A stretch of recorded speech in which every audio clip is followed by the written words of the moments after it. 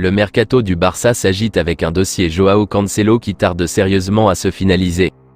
Moins de 3 jours avant la fin du mercato estival et pour l'instant, difficile d'affirmer avec certitude que le Barça pourra enregistrer une nouvelle recrue. En effet, alors que Joao Cancelo était attendu à Barcelone, en attendant un éventuel deuxième renfort sur le plan offensif, The Athletic révèle que l'affaire a pris du plomb dans l'aile. Pour le moment, le Barça n'est pas en mesure d'accueillir le défenseur portugais et de l'inscrire auprès de la Liga. L'affaire pourrait néanmoins se conclure d'ici vendredi, mais rien n'est gagné. L'Anglais file à Aston Villa. Pour inscrire Cancelo, l'un des préalables obligatoires est de négocier des départs. Et pour au moins l'un d'eux, l'affaire est en train de se conclure. Selon plusieurs sources dont Fabrizio Romano, Clément Lenglet file du côté d'Aston Villa pour une deuxième expérience en Première Ligue après Tottenham. Ansu Fati, longtemps estampillé comme le prochain crack du Barça, voit son départ se préciser d'heure en heure. Pendant longtemps, avant l'éclosion de Pedri, Gavi et plus récemment Lamine Yamal, il a concentré tout l'espoir des supporters du Barça qui voyaient en lui leur future pépite. Une pépite qui a même hérité du numéro 10 d'un certain Lionel Messi à son départ. Mais entre des blessures et des contre-performances régulières, Ansu Fati ne convainc pas à Barcelone.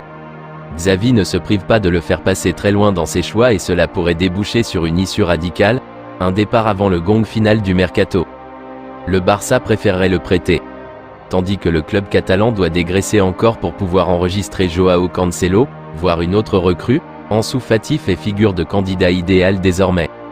Une réunion entre Bori Fati, son père, et son agent Jorge Mendes, aurait débloqué la situation d'après la journaliste de la COPE Elena Condis, qui évalue à 75% les chances de départ de Fati d'ici vendredi soir.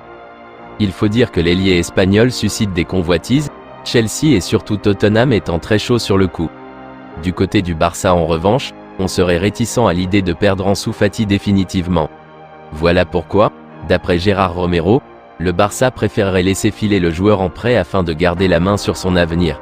Serait-il une bonne chose pour le Barça? Affaire à suivre. Alors que le Barça est le souhait numéro 1 du Portugais, un autre cador pourrait se jeter sur lui avant vendredi soir. 3 petits jours avant la clôture de la fenêtre estivale et d'ici là, Joao Félix espère une issue positive. Placardisé depuis son retour de prêt en provenance de Chelsea, le Portugais a rompu les liens avec Diego Simeone et les supporters colchoneros ont demandé son départ. L'attaquant de 23 ans avait montré son envie de signer au Barça depuis sa mauvaise situation à Madrid. Mais le club catalan n'a pas les sous et doit se séparer d'un offensif pour boucler l'arrivée de Félix.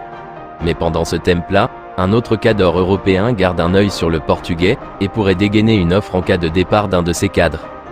Félix pour remplacer Salah? Depuis plusieurs jours, l'Arabie Saoudite par l'intermédiaire du champion Al Ittihad, tente de séduire Mohamed Salah pour rejoindre la Saudi Pro League. Les grands moyens sont de sortie car une offre de 150 millions d'euros est évoquée ainsi qu'un salaire équivalent à celui de Cristiano Ronaldo est promis à l'Égyptien. Si Liverpool n'est pas vendeur, les chiffres colossaux mis sur la table pourraient tout changer et en cas de départ de Salah, l'option privilégiée par les Reds serait Joao Félix, selon AS. Mais le mercato saoudien se terminant le 20 septembre, il reste plusieurs semaines au club de Karim Benzema pour négocier avec le pharaon. Alors que Liverpool n'aura que jusqu'au vendredi soir pour lui trouver un potentiel remplaçant.